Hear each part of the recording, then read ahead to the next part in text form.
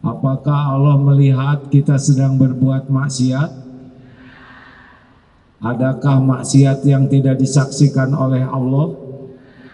Allah tahu tidak, walaupun kita bersembunyi. Innallaha la yakhfa alaihi syai'un fil ardi wala fis sama. Sesungguhnya bagi Allah tidak ada yang tersembunyi, baik di bumi maupun di langit. Orang bisa dimatikan oleh Allah kapanpun dalam kebiasaannya. Kata Ibnu Umar radhiyallahu anhu, kalau orang berbuat maksiat terus-terus diulang-ulang, padahal sudah khutbah, mendengar ceramah, ada yang mengingatkan, ada yang menasehati, maksiat lagi, maksiat lagi, maksiat lagi. Dua yang akan terjadi: satu, dibuka aibnya ketika dia maksiat; dua, dimatikan ketika dia maksiat. Pernah tahu ada orang yang mati lagi maling?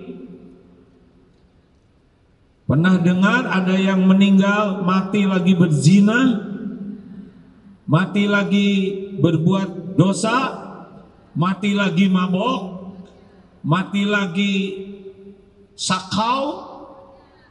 Dimatikan oleh Allah itu dalam kebiasaannya. Bismillahirrahmanirrahim. Bismillahirrahmanirrahim.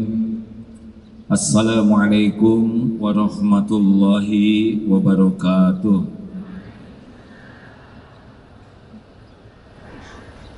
Alhamdulillahi rabbil alamin, alladzi khalaqal mauta wal hayata liyabluwakum ayyukum ahsanu amala wa huwal azizul ghafur.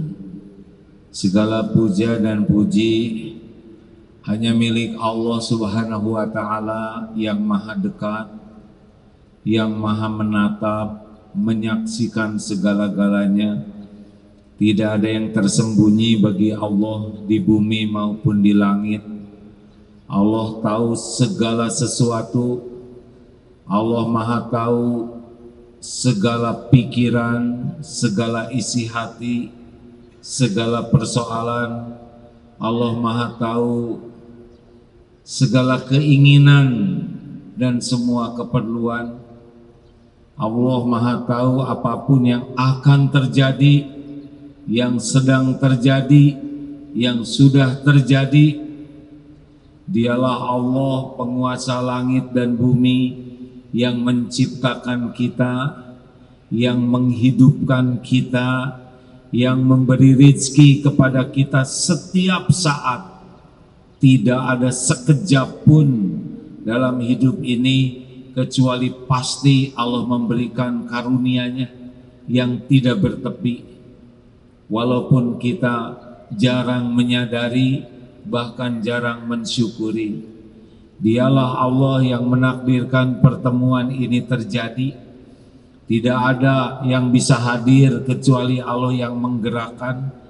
Tidak ada yang bisa selamat kecuali Allah yang menyelamatkan.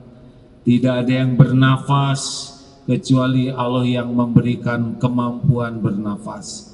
Semoga takdir pertemuan ini benar-benar takdir yang diridhoi Allah, sehingga pertemuan ini membawa keberkahan, kebaikan yang banyak bagi dunia, bagi kubur, bagi akhirat kelak, insya Allah.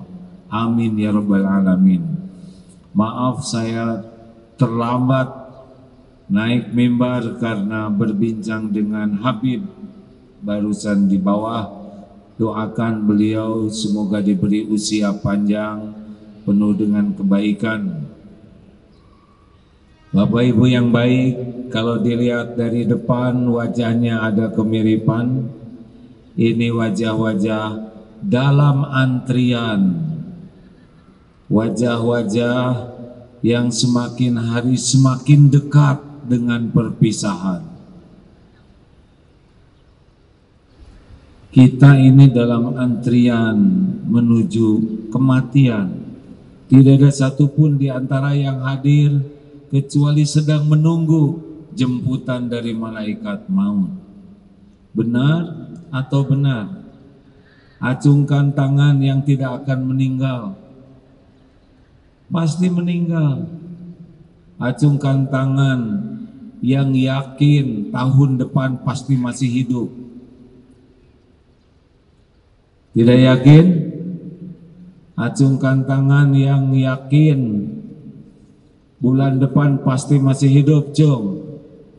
Nggak ada yang berani? Apakah pekan depan kita masih hidup? Apakah pekan depan kita masih hidup? Kita tidak tahu. Besok kira-kira masih hidup tidak? Jawab. Tidak tahu. Apakah pulang dari sini pasti sampai di rumah? Belum tahu juga. Benar-benar ilmu kematian itu oleh Allah dirahasiakan supaya banyak hikmahnya. Berikut ini dibacakan sebuah hadis Rasulullah SAW.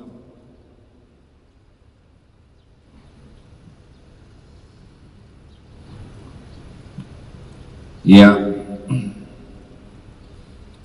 dari Ibnu Umar radhiyallahu anhu, beliau berkata, aku bersama Rasulullah sallallahu alaihi wasallam. Lalu seorang Ansor datang kepada beliau, kemudian mengucapkan salam kepada Nabi sallallahu alaihi wasallam. Lalu dia bertanya, ayyul mu'minina afdal? Siapakah orang beriman mukmin yang paling utama? Siapa di antara yang beriman yang hadir ini yang paling utama? Rasulullah menjawab, qala ahsanuhum khuluqa, orang yang paling mulia akhlaknya. Jadi siapa yang hadir ini yang paling mulia, apa yang paling kaya? Jawab hadirin.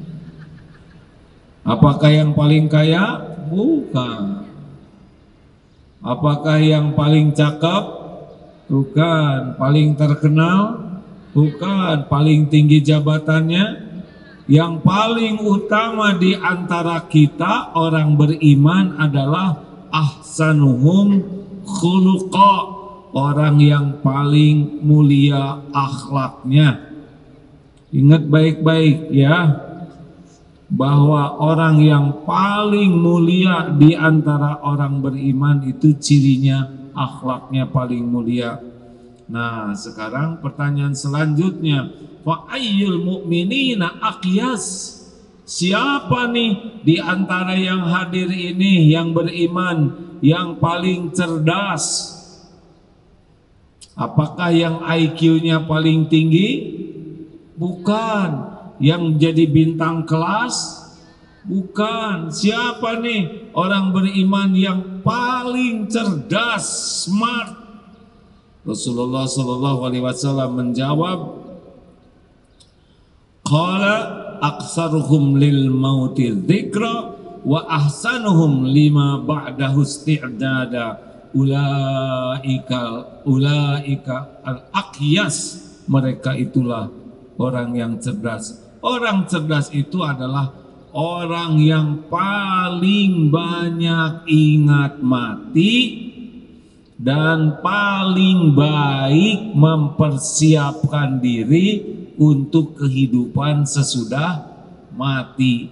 Jadi orang yang paling sedikit ingat mati itu orang yang paling kurang cerdas.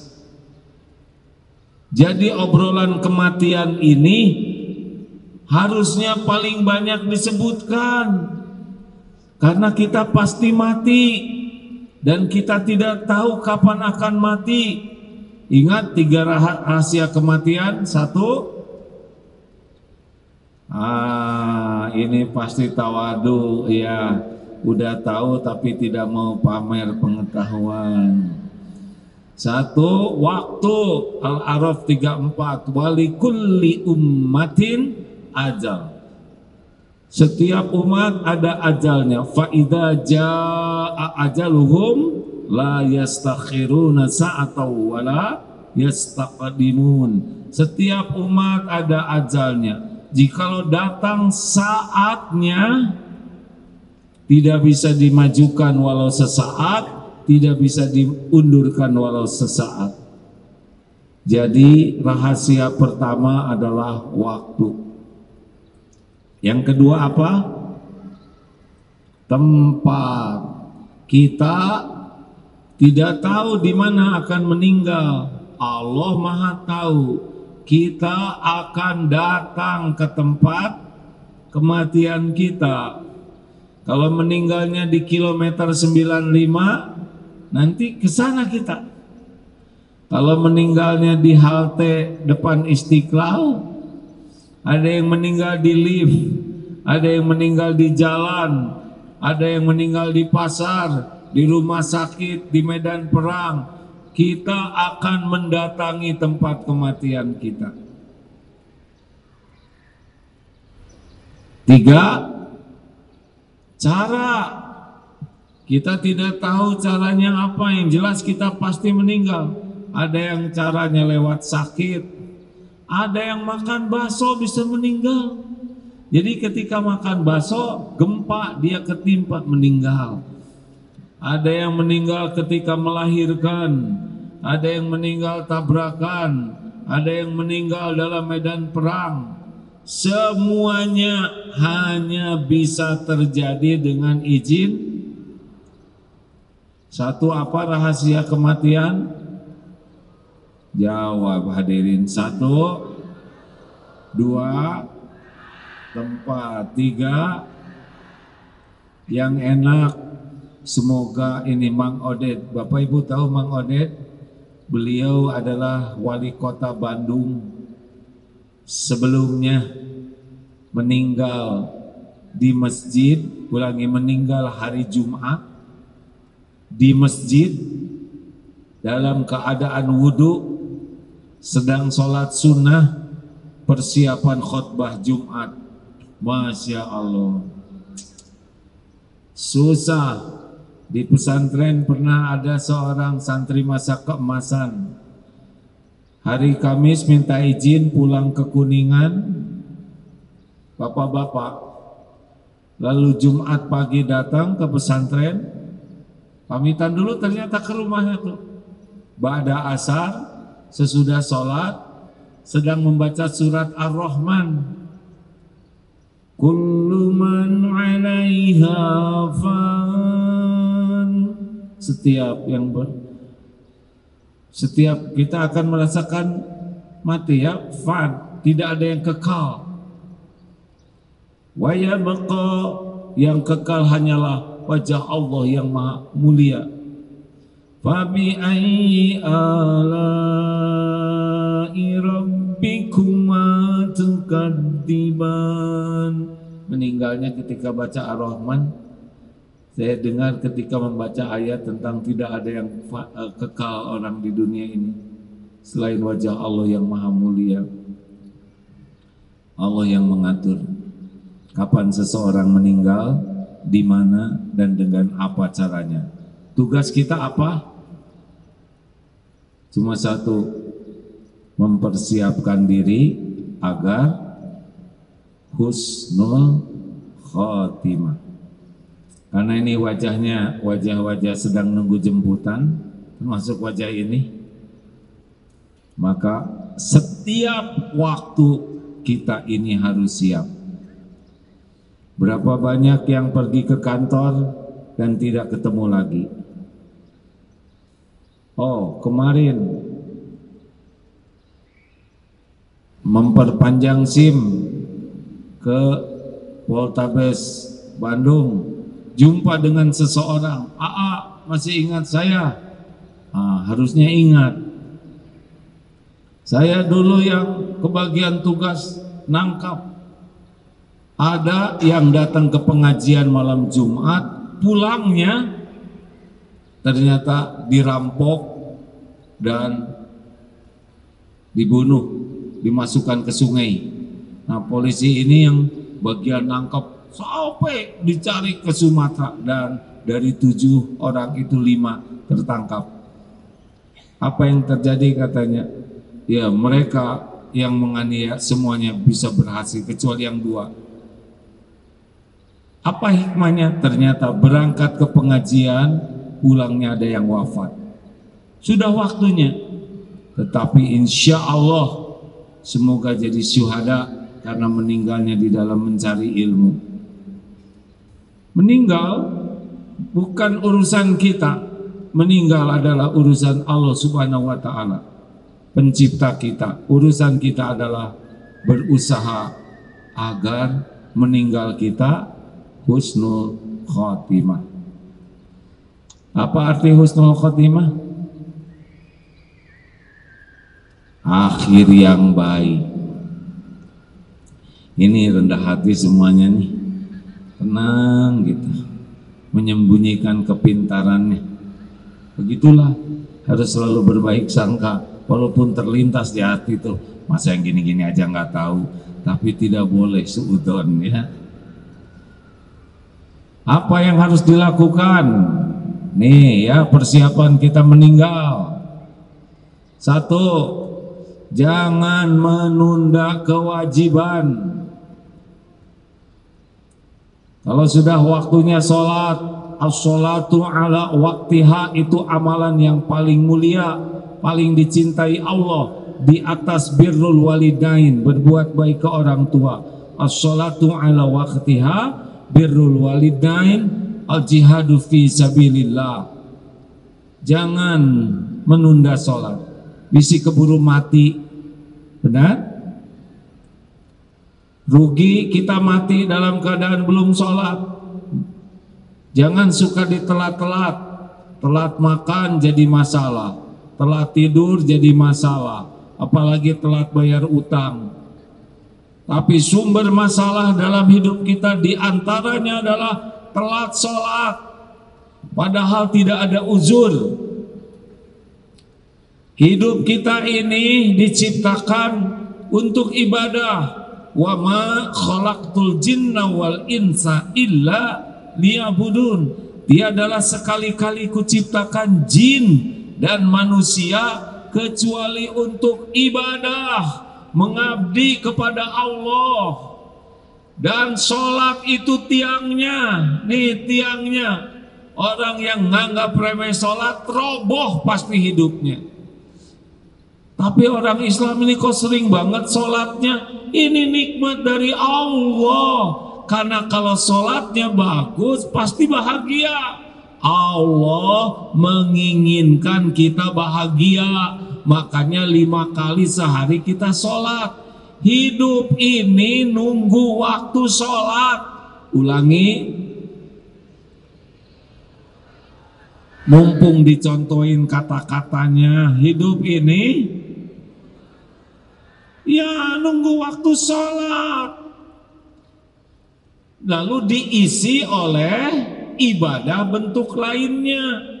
Sholatnya tiang, dari subuh tunggu duhur, kita isi dengan pengajian, kita isi dengan silaturahim, kita isi dengan ngurus keluarga, kita isi dengan bekerja. Ayyalas salat. Ini lagi waktunya sujud. Salat tepat pada waktunya. Nanti dari asar duhur tunggu asar, berbuat baik lagi, sedekah, nolong orang, nyuci, belajar, ngaji. Begitulah hidup kita. Kita tunggu waktu mati dengan semua aktivitas kita ibadah. Wah, kalau orang sholat terus, kapan dong kerjanya? Lah kerjaan kita memang sholat. Bisnis itu sampingan, ibadah sampingan, ibadah juga. Wah, nanti kita kurang produktivitasnya kalau kita kepotong-potong sholat. Justru sholat itulah yang membuat hidup kita bahagia dan urusan kita ditolong oleh Allah. Yang tadinya mungkin susah, tapi kalau sholatnya bagus dibuat mudah. Jelas? Semua urusan itu ada di dalam genggaman Allah. Susah dan mudah itu terserah Allah. Kalau Allah mudahkan jadi mudah, kalau tidak ditolong jadi wasta'inu bisabri wassalah, dan jadikan sabar dan sholat sebagai penolongmu. Artinya sholat itu pembuka pintu pertolongan Allah. Ayo, jangan ditunda-tunda. Berwudulah selalu. Usahakan kita bisa TBM, tepat waktu, berjamaah di masjid, terutama lelaki. Lelaki jogging 10 km kuat, bersepeda 50 km kuat, ngantor jauh, keluar negeri kuat. Kenapa ke masjid hanya 40 meter tidak kuat? Lelaki lemah yang tidak kuat ke masjid. Pernah dengar tidak Bu, lelaki solehah? Apa itu lelaki solehah? Lelaki yang sholatnya di rumah terus. Oh gitu. Kalau menurut saya mah lelaki solehah mah lelaki yang solehah. Nggak ada lelaki solehah. Ada juga kurang soleh, makanya disebut soleh. Lelaki masjid siap atau nunggu digotong? Maunya di depan imam ya? Tahu yang di masjid di depan imam siapa? Jenazah. Jangan menunda sholat, jangan nunda bayar zakat, jangan nunda hutang saum. Mak-mak yang pernah libur waktu Ramadan bayar. Jangan nunda bayar hutang. Kalau udah hutang bayar secepatnya. Minta ke Allah. Sebesar apapun hutang, kalau minta ke Allah dan ikhtiarnya benar, dibayar oleh Allah. Walaupun hutangnya kecil, tapi kalau tidak minta tolong ke Allah bisa nggak lunas-lunas, mati, na'udzubillah. Rasulullah SAW pernah melihat ada sahabat yang meninggal. Ditanyanya begini, ini punya hutang tidak? Ya, dia punya hutang. Kalau gitu sholatkan. Rasulnya tidak nyolatkan dulu. Akhirnya para sahabat patungan membayarkan hutang, barulah disolatkan sama-sama. Nah, berat. Minta, jangan mati meninggalkan hutang. Siap? Yang sudah mampu haji daftar, tapi jangan pakai licik-licikan ya. Gimana dong kalau saya udah daftar, antriannya panjang terus saya meninggal? Dikubur ya. Tenang, niatnya sudah sampai. 2, jangan menunda tobat. Acungkan tangan yang tidak punya dosa. Acungkan tangan yang dosanya sedikit. Ada yang ngacung? Acungkan tangan yang dosanya sedang. Tetap nggak ada yang ngacung? Acungkan tangan yang merasa banyak dosa. Nggak usah gembira, hadirin ngacung ini, wah ini gembira. Itu harus ditobatin lagi itu. Saya lihat ada beberapa yang tidak ngacung. Kenapa? Karena saya banyak sekali dosanya. Banyak dosa, banyak dosa. Tiap hari nambah tidak dosanya? Pertanyaannya, berapa kali istighfar sehari? Jujur, jangan ngebohong, jangan ditambah-tambah. Mendingan diam daripada ngebohong. Berapa kali? 100. Benar tidak istighfarnya? Kita 3 kali istighfar habis sholat aja nggak inget lagi istighfar. Astagfirullah, astagfirullah, astagfirullah, astagfirullah. Dia lagi minta ampun tidak sadar.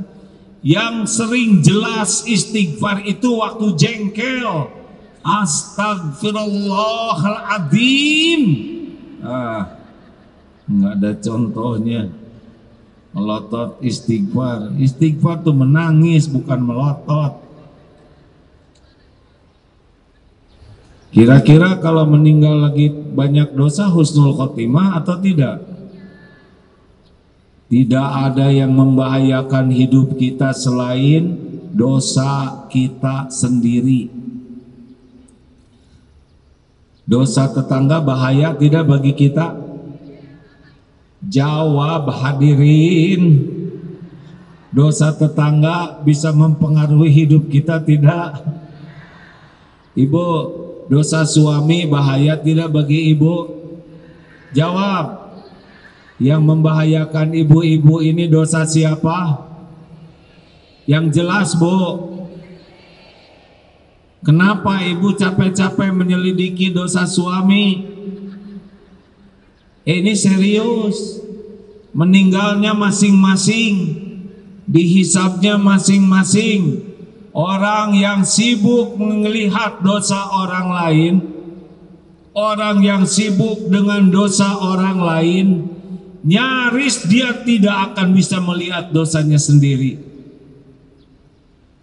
Orang yang sibuk mengorek-ngorek, menyelidiki kesalahan orang lain, sampai dia tidak punya waktu untuk dirinya sendiri, itulah yang menyebabkan seseorang bisa su'ul khotimah karena tidak tobat.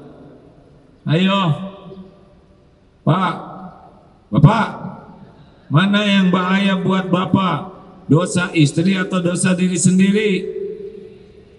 Jawab lelaki.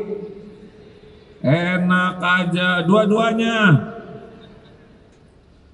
Kalau lelaki, kepala keluarga, ada dosa istri yang dipikul oleh dirinya sendiri, ada juga dosa istri yang dipikul oleh suami karena suaminya nggak benar mengurus, memimpin keluarganya.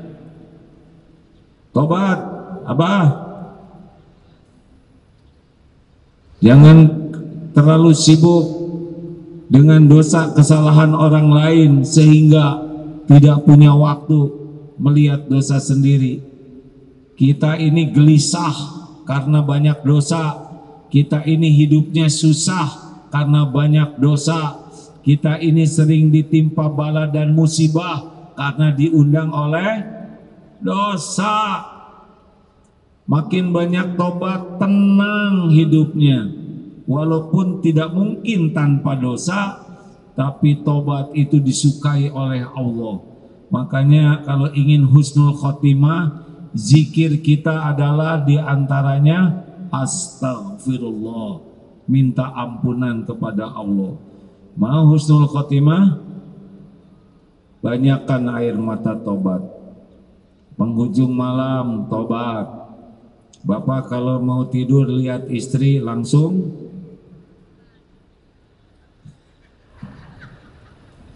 tobat bener. Astagfirullah.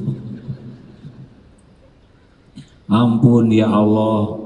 Nih lelaki kalau lihat istri itu ya, istri sendiri maksudnya, bukan istri orang. Kalau lihat istri orang ya tobat juga. Kalau lihat istri sendiri tobatnya bagaimana? Ampun ya Allah, saya ngaku saya belum jadi suami yang baik. Saya belum jadi suami yang jadi contoh, belum bisa mendidik istri dengan benar. Ampuni saya. Gitu, ibu nggak usah nyaut. Nah gitu, ibu beda lagi, ibu punya doa sendiri.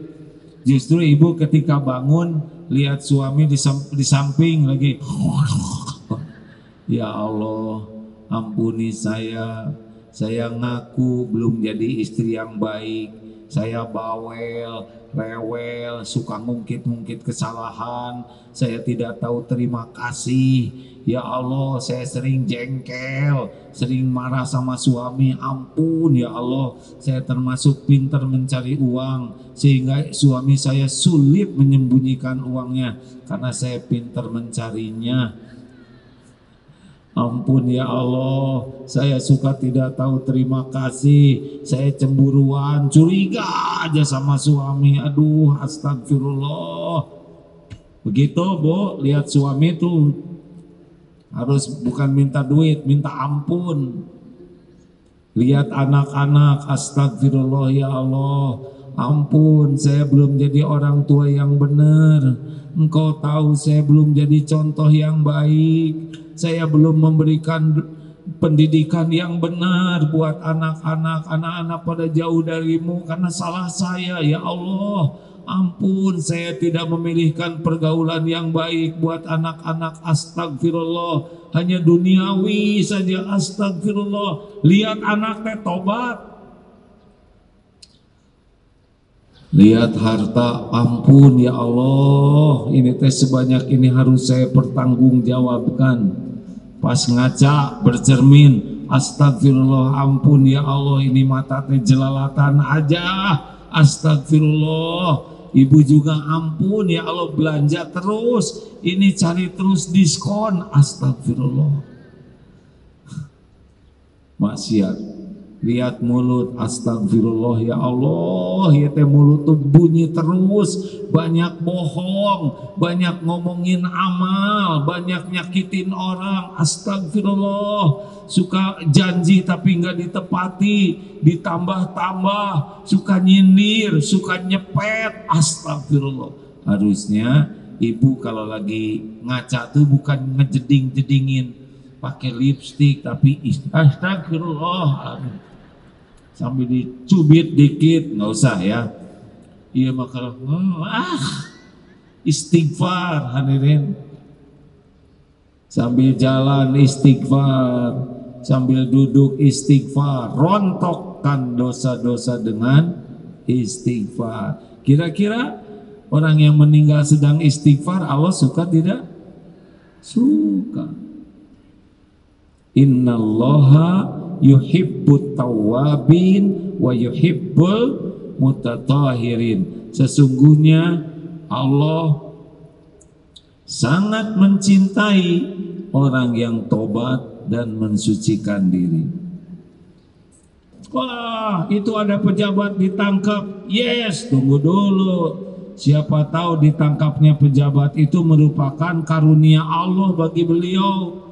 Karena kalau nggak ditangkap masih korupsi, masih sombong, masih arogan, masih berbuat maksiat, bisa zolim, ditangkap, dipenjara, berhenti itu maksiatnya ya. Siapa tahu dengan ditangkap, dipenjara, jadi bagus sholatnya, jadi tahajud, jadi tobat, berhenti dari perbuatan jelek, malah ngapalin Quran. Tuh, makanya nggak usah sibuk ngeribetkan kesalahan orang lain, doakan saja supaya bisa tobat. Yang bahaya itu dosa sendiri. Jelas tidak ini? Bu, nggak usah nyelidiki dosa suami, udah jelas banyak dosa diselidiki. Masih ingat jangan buka-buka HP suami. Tahu kenapa? Karena tidak tahu passwordnya. Kalau buka-buka HP suami, hati jadi tambah tenang atau tambah galau? Tuh kan, makanya jangan. Udah lihat HP suami, urusan jadi beres atau nambah? Jawab. Makanya nggak usah lah. Mendingan tidak tahu dosa kesalahan suami, tapi suami jadi tobat, jadi benar, daripada kita tahu tetap tidak benar. Betul? Doakan aja. Ini lelaki juga jangan suka iseng ngorek-ngorek masa lalu istri. Udah selesai. Bu, waktu SMA kamu punya pacar enggak? Ya punyalah Pak, saya kan kembang kampus. Berapa pacarnya? Ya setiap semester 2 lah. Waktu itu kan lagi laku-lakunya. Ngapain aja sama pacar? Ya standar lah. Jadi saya apanya deh, ya bapak sisanya. Jadi berantem. Udah selesai. Doakan saja supaya diampuni Allah, nggak usah pengen tahu. Yang sibuk itu adalah mengorek-ngorek aib dosa sendiri, lalu sesali, tobat, minta ampun. Kalau mau husnul khotimah seperti itu. Wasari'u ila magfiratin mir rabbikum wa jannah. Carilah ampunan Allah. 3. Sudah habis belum waktunya? Sudah habis belum? Nggak usah emosi kalau jawabnya biasanya belum.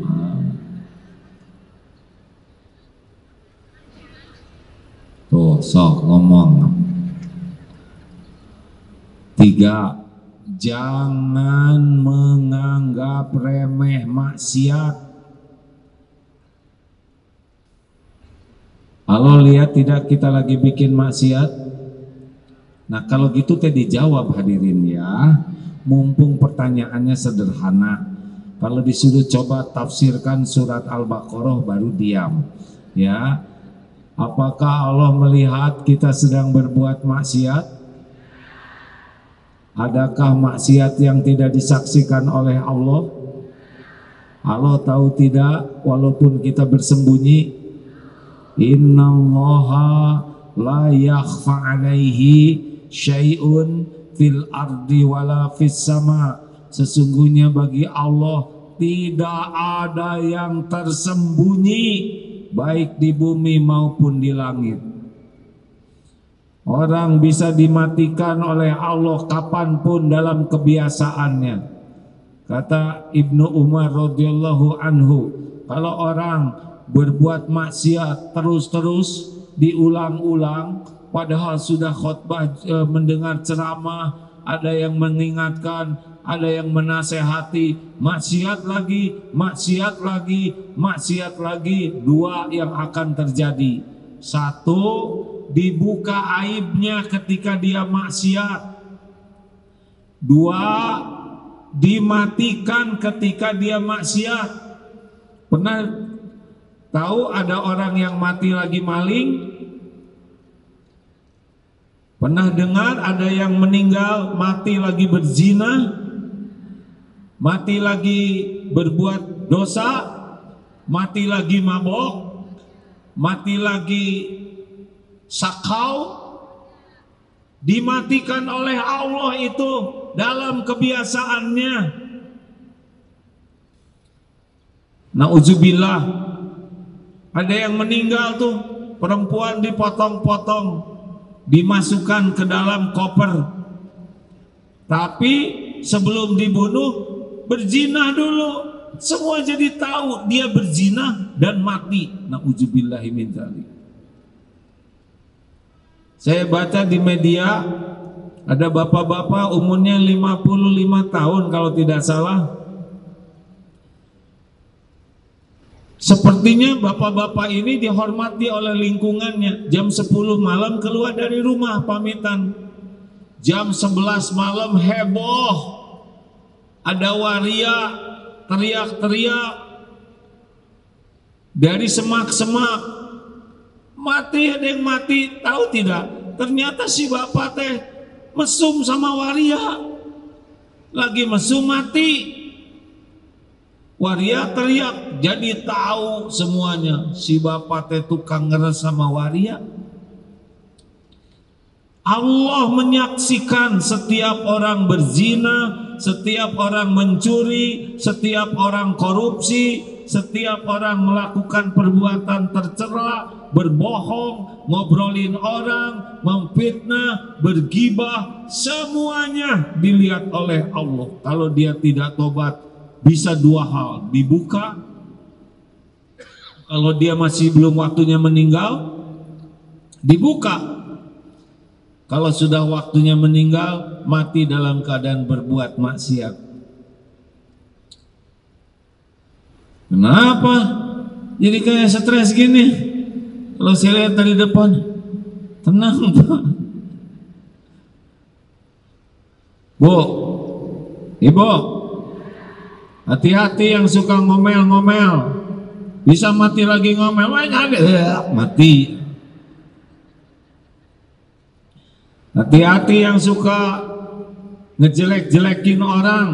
Allah tahu ini orang tukang gibah, bisa mati sedang bergibah. Saya senang di sini tidak ada yang merokok. Diam. Gak usah banyak komentar. Di masjid, diam. Ya, saya juga tahu. Pak, berhenti merokok ya. Mau ngapain merokok? Kalau merokok itu baik, pasti bapak nyuruh istrinya ngerokok juga. Para perokok tuh nggak mau istrinya ngerokok. Kalau merokok itu baik, pasti cucunya yang baru lahir dikasih rokok, dibobolin tuh tiap cucunya. Nggak boleh tuh cucunya. Kenapa anak dan cucunya tidak boleh merokok? Kenapa istrinya tidak merokok? Karena dia tahu itu tidak baik. Kalau bapak kebiasaan merokok keseringan, bisa meninggal keseglong asbak, tahu kata. Telah wafat Pak Fulan nelan rokok dengan asbaknya. Susahlah merokok dianggap sebagai amal soleh. Susah. Paru-paru ini punya hak udara bersih. Kalau kita kasih udara tidak baik, tidak ada satupun kajian ilmiah yang memberitahu bahwa asap rokok itu sangat bermanfaat. Tidak ada. Dan kalau kita tiup rokok itu, maka asapnya meracuni orang lain, zolim. Yang kena asap rokok belum tentu ridho. Ya Allah, gara-gara dia merokok, saya ke asma jadi kumat, saya tidak ridho, ya Allah. Balas. Bisa jadi musibah gara-gara orang yang kena asap rokok tidak ridho. Cara yang terbaik bagi perokok adalah berhenti. Setuju? Ganti ajalah dengan zikir daripada nyedot. Tapi saya merokok sambil zikir susah. Enggak mungkin bisa lah. Setuju tidak Bu, suaminya berhenti merokok? Sebungkus berapa Bu? 25. Sehari berapa bungkus? 2 bungkus, 50.000. Sebulan 1,5 juta. Setahun 18 juta dibakar. Jumatan berapa Pak? 2.000. Sebulan 8.000. Setahun 96.000. Merokok 18 juta. Gimana mau nyari husnul khotimah? Ha? Oh, jadi pada melotot. Siapa yang ngasih tahu? Lanjut. Udahlah. Jangan maksiat. Maksiat tuh sepertinya bakal enak, aslinya tidak bahagia. Orang yang berzina tuh berapa lama sih senangnya berzina? Gak bisa lama. Tapi sekali kebuka aibnya hancur. Kalau kena hukum Islam dirajam tuh. Kalau dia sudah nikah. Nauzubillah. Jauhi maksiat, ya. Kecil, sedang, besar. 4. Satu apa tadi? Yang pertama. Yang kedua apa? Sesudah itu. Yang ketiga yang barusan. Gitu tekniknya ya. Ngejawab sih ngejawab. Satu apa Raden? Yang pertama, jangan menunda kewajiban. 2, jangan menunda tobat. 3, jangan menganggap remeh maksiat. Jadi bisi mati lagi maksiat. Ingat aja tuh, Allah memperhatikan kita lagi maksiat. 4, jangan menyia-nyiakan kebersamaan. Berapa banyak yang keluar pergi olahraga dan tidak ketemu lagi karena meninggal lagi olahraga. Ini saya berulang-ulang karena sekarang lagi musim lari ya. Ya kan? Tolong mama kalau lagi lari teh ingat bisi mati lagi lari. Makanya seragamnya harus seragam menuju kematian lari itu ya. Bukan bawa-bawa kain kafan. Tapi jangan sampai seragam larinya itu bikin malu. Atlet bukan, apa bukan, pakai celana ngetet kayak gitu. Hah? Apa? Ya ketat dengan ngetetnya sama. Emang menutup aurat, tapi kalau membentukkan gak bagus. Saya tidak berarti ngelihat, ya ada kelihatan, nggak pengen. Dan penasaran juga, kenapa pakai jilbab begini, kan sekarang tren itu Bu. Yang muda menggoda, yang sudah senior agak membingungkan, ya nggak kalau ketat itu ya. Tidak boleh nyebut seperti lepet ya kan. Janganlah. Menutup aurat itu bukan hanya menutup, tapi tidak boleh ketat, tidak boleh transparan. Dan mau ngapain? Yang penting kan larinya, bukan seragamnya. Halo, jadi emosi begini nih. Saya malu lihatnya, kerudungnya jadi kecil, bajunya ketat, terus dia pakai celana pendek, di dalamnya apa, legging atau apa tuh. Terus apa-apaan ini teh jadi amal atau atau tidak. Terus di jalan karena dia baru mulai kecapean, muntah, malu, udah gitu mati. Susah husnul khotimahnya. Pakailah yang sopan, yang kalau dicabut nyawa tetap mengantarkan husnul khotimah.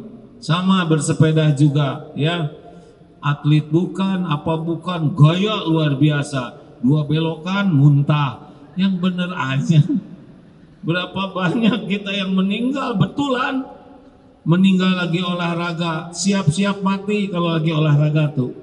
Pamitan sama keluarga, saya mohon maaf yang sebesar-besarnya, saya mau lari, mudah-mudahan hidup, kalau saya meninggal ini perjumpaan. Gak usah gitu-gitu amat ya, minta maaf, pakaiannya yang wajar, yang aman, syar'i, jung lari, nggak usah kumpul desek-desekan dengan yang beda jenis. Mau apa?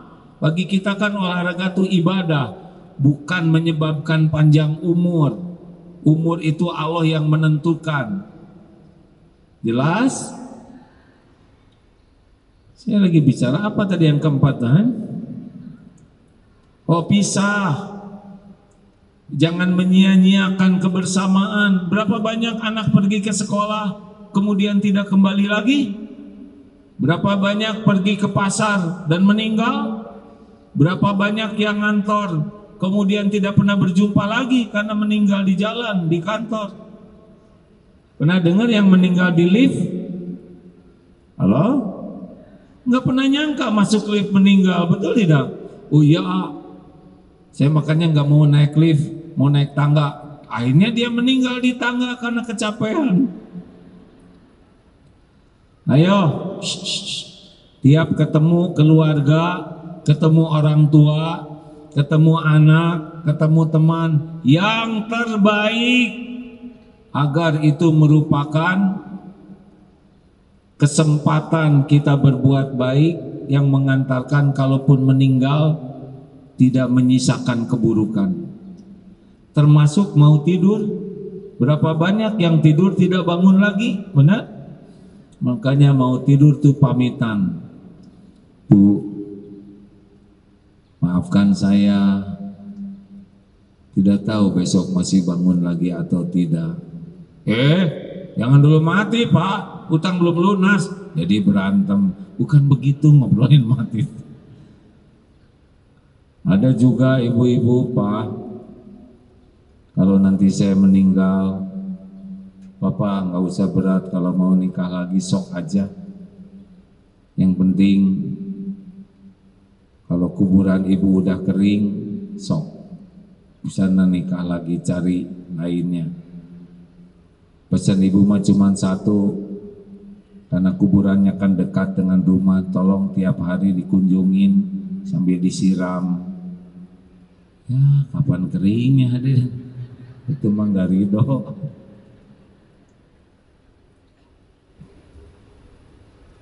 Baik-baik ya, sebelum tidur teh minta maaf. Sebelum ngantor, sebelum pergi ke pengajian, sebelum pergi ke sekolah, nggak ada salahnya kita minta maaf. Bisi itu yang terakhir. Betul? Boleh saya cerita sedikit? Suatu saat umroh dengan ibu 2019 nih, bulan Februari. Ada terbersit di hati, kapan lagi ya, kita tidak tahu ajal. Jadi sebisa mungkin, karena sudah pakai kursi roda, sebisanya ingin mendorong waktu tawaf, waktu sa'i, sebisanya gitu.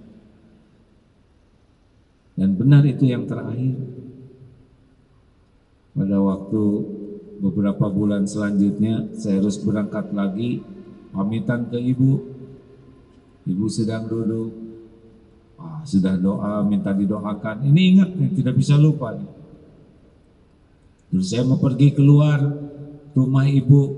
Ibu keluar dari rumah, udah ibu di rumah aja. Enggak, pengen lihat AA pergi, AC dadahnya. Itu yang terakhir. Saya pergi umroh dan dapat berita ibu meninggal. Tidak sempat ketemu lagi. Berarti itu pertemuan terakhir. Tidak disangka.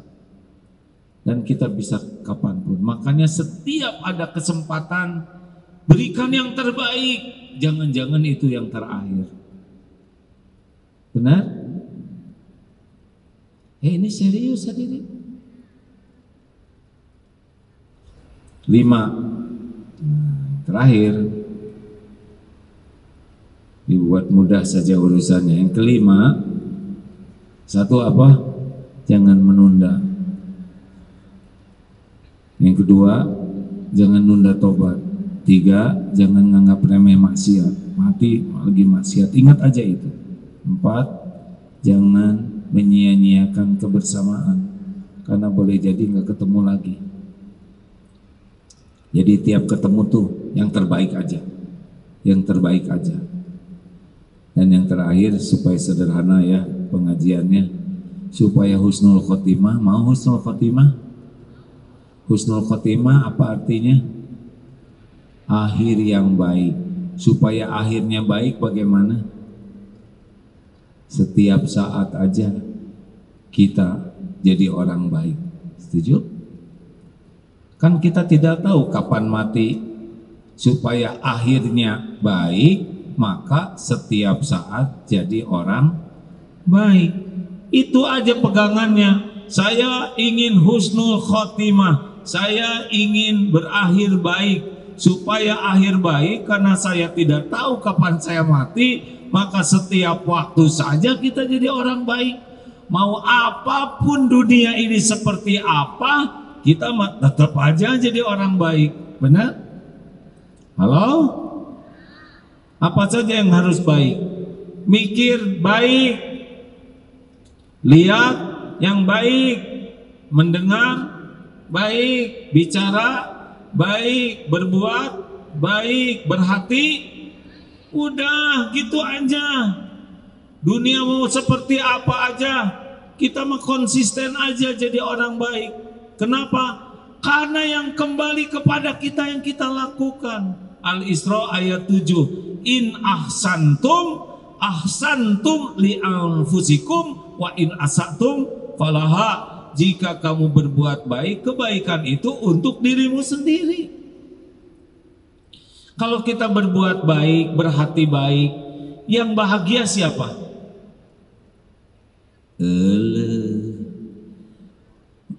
Yang bahagia siapa? Kita sendiri, benar? Yang disukai Allah siapa? Kita. balasannya kebaikan untuk siapa? Kita. Terus kalau kita berbuat jelek, yang rugi siapa? Kita. Yang gelisah, yang sengsara, yang berdosa, yang dapat balasan. Terus mau ngapain berbuat jelek? Halo? Gimana kalau orang ngomong jelek ke kita? Loh, itu kan urusan bibir beliau. Kenapa kita harus ngomong jelek? Dia ngomong jelek itu pilihan beliau. Beliau yang nanggung. Kita, mulut kita yang baik aja. Yang kembali ke kita kan omongan kita, bukan omongan beliau. Betul? Makanya kalau ada orang ngomong jelek, kita ngomong jelek lagi.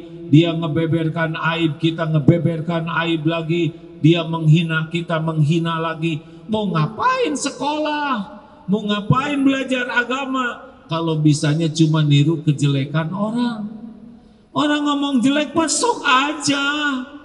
Urusan kita adalah bicara baik. Jelas tidak nih?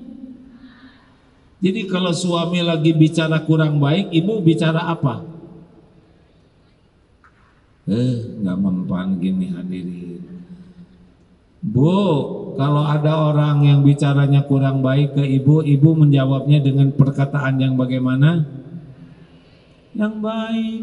Wa idza khatabahumul jahiluna qalu salaman. Oh, kalau jika orang-orang jahil ngomongnya nggak enak, jelek, kita mengatakan yang mengandung keselamatan. Yang balik ke kita itu adalah perkataan kita sendiri. Jelas? Udah Sekarang perkataan terbaik apa? Cuma 2 perkataan baik itu. 1, zikrullah. Yang kedua, amar ma'ruf nahi mungkar. Man kana akhir kalamihi la ilaha illallah dakhalal jannah. Barang siapa yang akhir kalamnya la ilaha illallah, kalimat thayyibah, Allah masukkan ke surga. Ya udah, sekarang mah nggak usah kebanyakan ngomong, mending banyak zikir aja. Kalau mau husnul khotimah, banyak la ilaha illallah. Bisa dikombinasi yang lain. Kalau yang lain-lain, ini bibir ketahuan Pak. Subhanallah, bagus itu. Cuma bibir bergerak. Alhamdulillah, bergerak ya. Allahu Akbar, bergerak. La haula wa la quwwata illa billah. Astaghfirullah, bergerak. Tapi ada satu yang tidak bergerak. La ilaha illallah, la ilaha illallah, la ilaha illallah. Coba kalau orang lagi ngobrol, ibu zikir nggak enak. Bisa jadi masalah, kitanya juga jadi ria. Tapi kalau zikir la ilaha illallah nggak ketahuan. Misalkan lagi pidato, saudara-saudaraku sekalian, membangun negeri ini, sok lah ngomong apa aja, kita masih sibuk la ilaha illallah, la ilaha illallah, la ilaha illallah, la ilaha illallah. Mau tidur di bus, di kereta api, daripada segala dilihat, mending zikir. La ilaha illallah, la ilaha illallah. Tiada Tuhan selain Engkau ya Allah. La ilaha illallah. Mau tidur, udah baca ayat kursi, Al-Ikhlas, Al-Falaq, An-Nas, tiupkan ke tangan, usapkan ya, tiupkan 3 kali, usapkan, udah. Selebihnya la ilaha illallah, la ilaha illallah. Siapa tahu meninggal malam itu, betul? Oh, nggak ada yang jawab sih, betul? Saya nggak boleh nyuruh orang ngejawab, sesuka saya aja, mau jawab mau tidak. Apa ini? Tolong tidak usah terlalu banyak bicara ya, nggak ada tulisan ini. Jamaah Majelis Taklim dari Ciamis mana?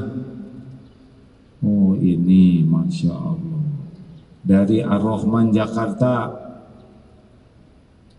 Ada jamaah Majelis Taklim dari tadi. Nah, beres, selesai urusannya ya. Ini pengajian sudah berapa tahun? 25 Pak. Mulainya 99 dulu. Dulu pada bawa anak ke sini nih seperti ini. Sekarang udah punya anak. Karena udah pada besar, memang ibunya sudah tidak ada. Yang akan dulu sudah sebagian pulang ya. Ini dulu anak-anak ya Bapak ya dulu. Pasti. Alhamdulillah. Baik, ada yang akan kita diskusikan sampai 11.40 15 menit, silakan. Sambil bersedekah ya. Ya Allah, wahai yang Maha menatap, jadikan kami ahli sedekah. Jadikan apa yang kami sedekahkan membuat Engkau ridho ya Allah. Luruskan niat kami, ringankan kami menafkahkan harta. Jadikan penolak bala, penggugur dosa. Jadikan pembuka rezeki yang lebih barokah. Jadikan jalan ijabahnya doa-doa ya Allah. Amin ya rabbal alamin. Silakan sambil sedekah. Waalaikumsalam. Mau sharing tadi membahas tentang rokok dan kematian. Oh, gimana? Jadi, gimana? Kan labelnya sekarang di bungkus rokok itu rokok membunuhmu. Gitu. Saya pengalaman dulu belajar ngerokok itu di pesantren. Innalillahi wa belajar di pesantren. Belajar. Jadi saya disuruh dulu pesantren di Garut. Jangan disebut, jangan disebut. Maaf. Ya. Di daerah Garut, kemudian ya pertama ketemu itu tahun 96. Ya, ikut pengajian malam Jumat dan ya saya masih ngerokok waktu itu sampai kuliah di IAIN sini.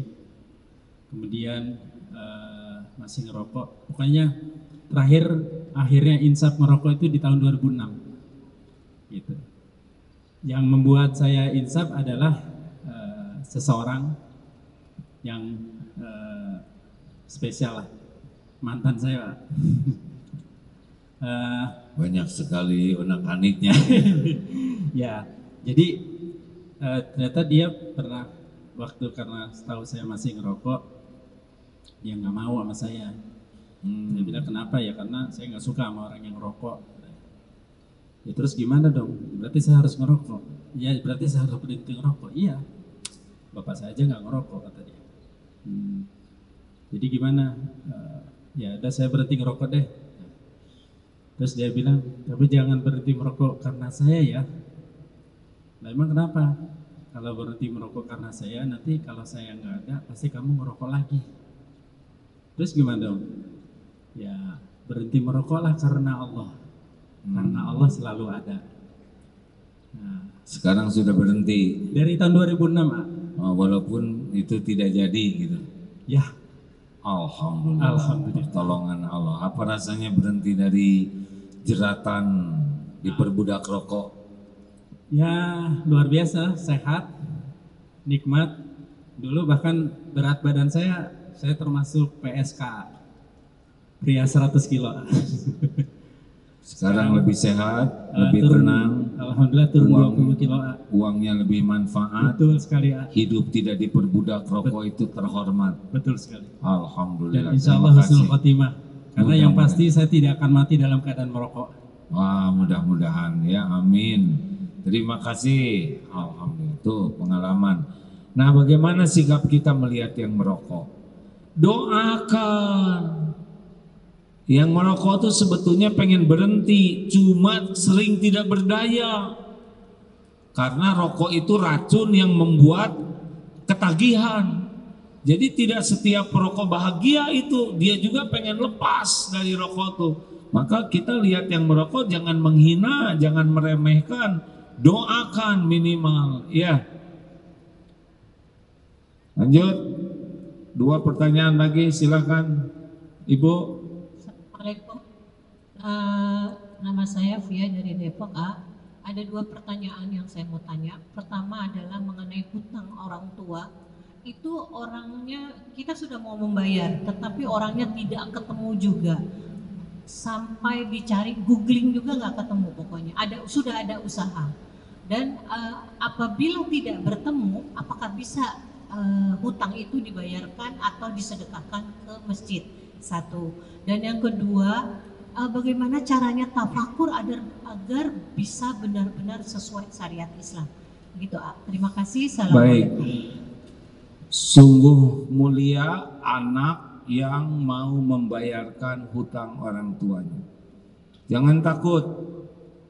Allah lah satu-satunya yang memberikan rezeki. Walaupun besar hutangnya, minta ke Allah supaya dibayarkan. Bagaimana kalau orangnya tidak ada? Yang saya dapatkan ilmunya, sedekahkan, Bu, bisa atas nama orang tua. Bagaimana kalau sudah disedekahkan, ketemu dengan orangnya, cari lagi, bayar lagi. Allah pemilik semua rezeki, tidak akan berkurang harta dengan sedekah. Ya, bagus sekali, Bu. Sedekahkan, doakan kebaikan bagi yang berhutang. Allah tahu keadaannya, lebih tahu dari kita sendiri. Gimana kalau nanti orangnya ketemu, usahakan bayar lagi. Ya, semua rezeki milik Allah. Kalau kita gunakan di jalan Allah, nanti ketemu lagi. Jangan pernah takut tentang rezeki. Jangan takut, ya. Yang pernah tidak punya uang, pernah tidak punya uang, tuh masih hidup. Siapa yang nyebut sering? Ngomong sering juga sambil makan. Ada terus rezeki kita sampai kita mati nanti. Tapi sedikit, gak apa-apa sedikit. Yang penting bersyukur. Banyak juga belum tentu dinikmati. Ya, nikmatnya rezeki itu kalau bersyukur, puas dengan apa yang Allah berikan. Gak usah banyak keinginan, capek banyak keinginan tuh, tidak tenang hidupnya. Udah, hidup mah gak usah ribet pengen kebanyakan harta, kebanyakan barang, gak usah ribet nantinya. Hidup mah biasa aja lah, nunggu mati, gak usah riweh-riweh amat. Kalau mau banyak sedekah, banyak amal jariah, banyak wakaf, banyak bayar zakatnya. Nah, kalau itu bikin bahagia, asal ikhlas. Kalau banyak tabungan, banyak aset, tidak bahagia, kecuali bisa mensyukurinya. Ibu coba, ibu kerudungnya banyak, brosnya banyak. Nanti pusing kalau ada yang nggak ada, ya kan? Kemana ini yang kebanyakan ngomong begini nih, jadi batuk.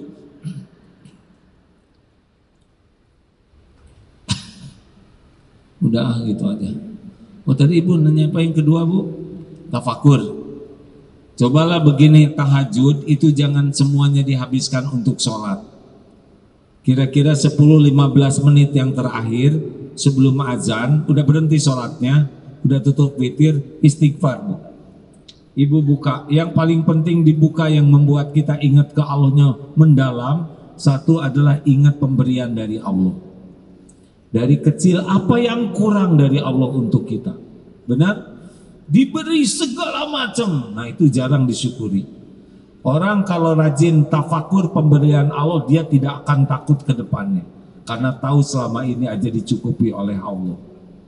Dan yang kedua, ingat dosa. Dosanya dipilah-pilah. Dosa ke Allah, dosa ke orang tua, dosa ke keluarga, dosa ke tetangga, dosa ke kaum duafa, dikapling-kapling doanya, doa tafakurnya, jangan sekaligus.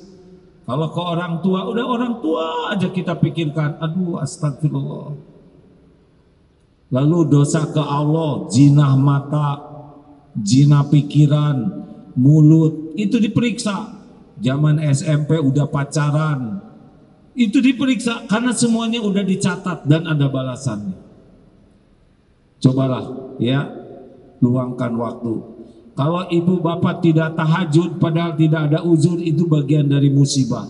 berarti kita tidak termasuk yang dijamu oleh Allah. Rugi. Orang ada yang dijamu, ada yang dibiarkan tidur. Kalau tidak tahajud, padahal kita mampu, tidak ada uzur, kita lagi kena musibah.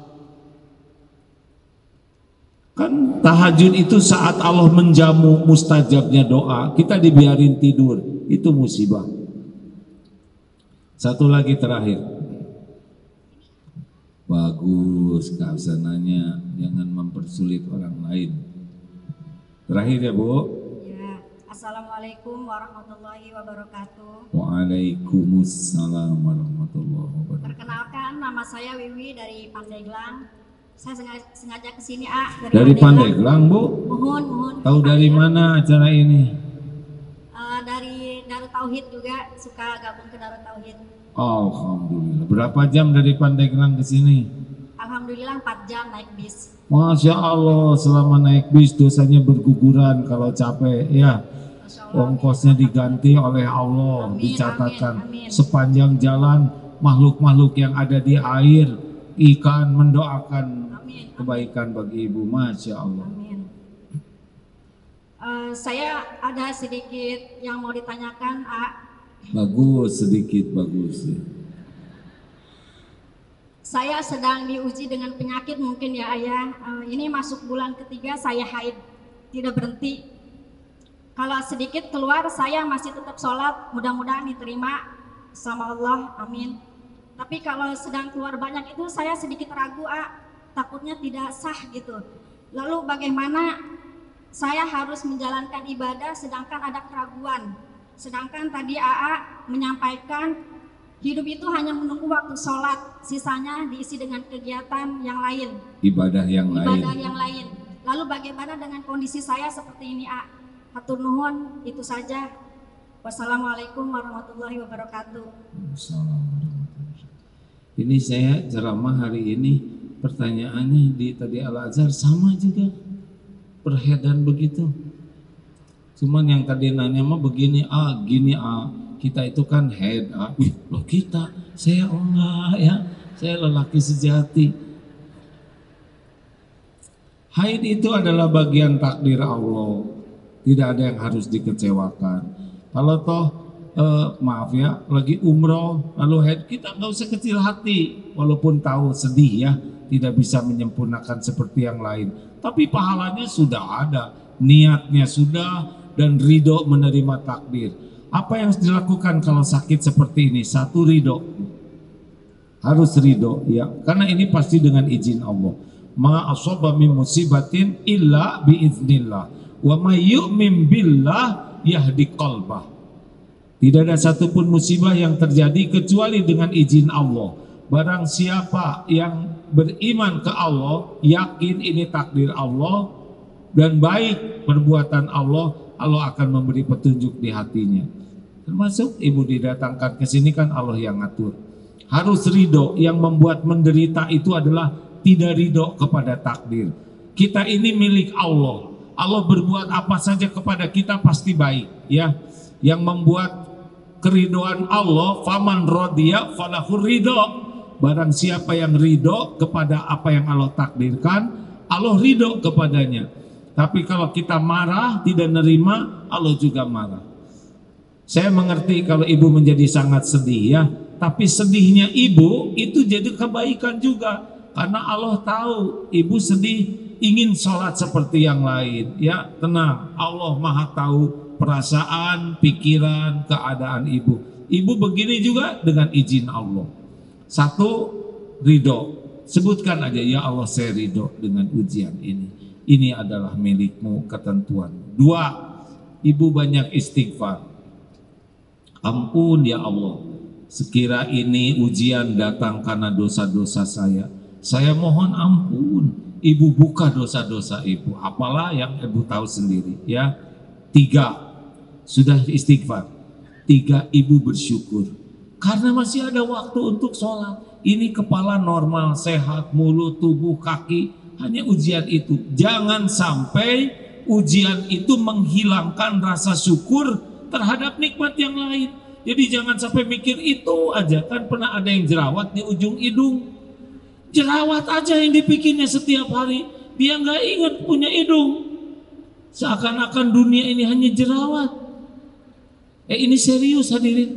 Berapa banyak kita yang ditimpa ujian hanya sibuk memikirkan ujiannya sampai lupa mensyukuri berbagai nikmat yang Allah berikan. Ibu tetap bersyukur. Alhamdulillah masih ada. Terus yang keempat, ibu doa minta ke Allah disembuhkan, karena cuma Allah yang bisa menyembuhkan.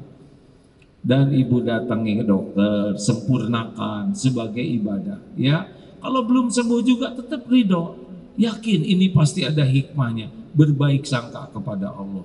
Terus bagaimana? Nah, yang saya tahu kalau sakit dengan haid kan beda, ya hukumnya. Kalau haid yang udah ada waktunya jelas itu dilarang sholat. Tetapi yang sakit itu ada aturan lainnya. Sebetulnya ada yang lebih baik kalau ditanyakan kepada ibu-ibu nih ya, ustazah yang lebih paham. Saya agak kurang banyak ilmu tentang hal ini ya Bu ya, cuman dari tauhidnya saja yang tadi. Sepengetahuan saya kalau sedang sakit itu beda, itu bukan haid lagi, tapi sedang sakit. Ibu tanya yang lainnya ya. Saya minta maaf ya, jawabannya seperti ini. Gak apa-apa, alhamdulillah. Gak apa-apa, dah gimana lagi saya bisa ngejawabnya segini. Terima kasih. Al-Fatihah. A'udzubillahi minasyaitonirrajim. Bismillahirrahmanirrahim. Alhamdulillahi rabbil alamin. Ar-Rahmanirrahim. مالك يوم الدين إياك نعبد وإياك نستعين اهدنا الصراط المستقيم صراط الذين أنعمت عليهم غير المغضوب عليهم ولا الضالين. Amin ya Allah. Mari kita tutup dengan doa hadirin, tundukkan hati. Mari kita beristighfar. Astagfirullahaladzim, astagfirullahaladzim, astagfirullahaladzim. Hadirin, kita tidak tahu berapa lama lagi malaikat maut menjemput.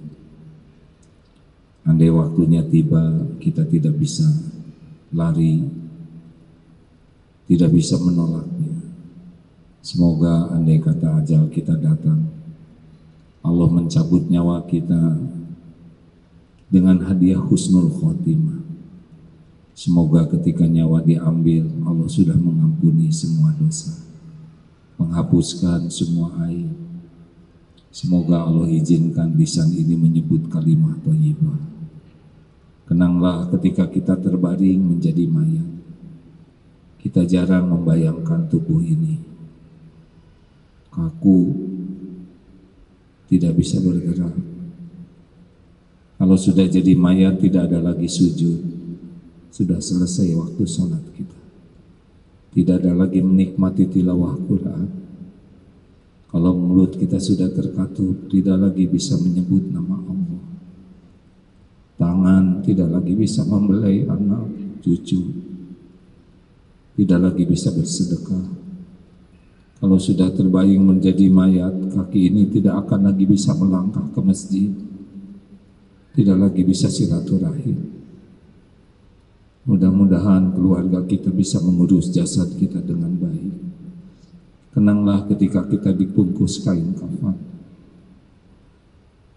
Mudah-mudahan banyak orang yang mau menyolatkan jenazah kita. Kenanglah ketika diusung menuju liang lahat, tidak ada yang dibawa selain kain kafan. Kenanglah hadirin ketika kita dimasukkan ke liang lahat, ke kubur kita. Tanah satu persatu mulai menimbun jasad kita sesudah dimiringkan ke kiblat. Makin lama kubur kita penuh dengan tanah, sendiri kita di dalam. Nisan atas nama pris kita dipasang di atas. Tidak berapa lama orang-orang pun akan meninggalkan kuburan kita. Mungkin hanya orang-orang yang paling mencintai kita yang agak bertahan di atas kubur kita. Tapi tidak lama mereka pun pasti meninggalkan kita. Demi Allah, azab kubur itu benar-benar ada. Nikmat kubur juga benar-benar ada. Allahumma salli ala Sayyidina Muhammad wa ala alihi wa ashabihi ajma'in. Ya Allah, wahai yang maha mendengar, Allahumma inna nas'aluka taubatan nasuha wa taubatan qoblal maut wa taubatan qoblal maut ya Allah, wa taubatan qoblal maut wa rahmatan indal maut wa maghfiratan ba'dal maut. Allahumma hawin alaina fi sakaratil maut wan najata minan nar wal 'afwa indal hisab. Allahumma inna nas'aluka husnal khatimah wa na'udzubika min su'il khatimah. Ya Allah, berikan kesempatan kami taubat sebelum ajal kami tiba. Cabutlah nyawa kami penuh dengan kasih sayang-Mu ya Allah. Jadikan akhir hayat kami semua husnul khatimah. Jadikan ya Allah akhir hayat kami benar-benar sesudah ibu bapak kami ridho memaafkan kami. Ya Allah, lapangkan kubur kami, ringankan hisab kami, jadikan kami semua ahli surga. Jangan biarkan satupun di antara kami su'ul khotimah. Jangan biarkan satupun di antara kami menjadi ahli neraka ya Allah. Allahumma ighfir lana wa liwalidina warhamhum kama rabbawna shighara. Rabbana hab lana min azwajina wa dhurriyyatina qurrata a'yun waj'alna lil muttaqina imama. Allahumma ighfir lil mu'minina wal mu'minat wal muslimina wal muslimat al-ahya'i minhum wal amwat. Duhai Allah yang maha menatap, kuatkan iman yang masih lemah, sembuhkan yang sedang sakit ya Syafi', lepaskan dari lilitan hutang yang sedang berhutang. Ya Allah, lapangkan yang sedang dihimpit masalah, kabulkan hajat-hajat yang maslahat, berikan pendamping terbaik, rumah tangga sakinah, keturunan yang soleh-soleh. Undang jamaah ini ke Baitullah ya Allah. Jadikan sisa umur ini istiqomah. Jadikan akhir hayat husnul khatimah. Rabbana atina fid dunya hasanah wa fil akhirati hasanah wa qina azabannar. Amin ya Allah ya rabbal alamin. Bismillahirrahmanirrahim.